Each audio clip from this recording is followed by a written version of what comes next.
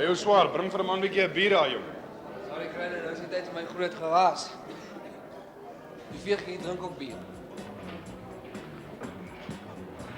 So, harde werk om julle te speel. So is die musiek oukei? Dit is oukei vir 'n staatsbegrafnis. Wie is jou vriend wat die klarinet speel? Ek ken hom in elk geval nie. Stel kleine. Kan hom altyd leer ken. Jy sal my by die dans. En jy check nie ander ouens terwyl ek veel betaal nie. Check. Check. Jy weet, jy's ook 'n blink vent, né? Bring 'n meisie na die dans toe en dan moet haar broer die hele aand na sit en kyk. Hier's miljoene vere wat skree vir my profiel, maar nee. Ek dans met sis Judy. Die aand is verlore. Ek kan nie help, ek speel nie bad nie. Jy sal nog so sit en band speel. Dan vat 'n ou vir Judy en hulle two-step weg Brak van West toe. Dis die einde van die storie. Ag, hoorie man, jy hoef nie elke dans met my te dans. Jy dans met haar. Net ook al waar een of ander skiewe skaminkel en propageer met haar eksterieur terwyl ek interieur my as haar werk op die gitaar.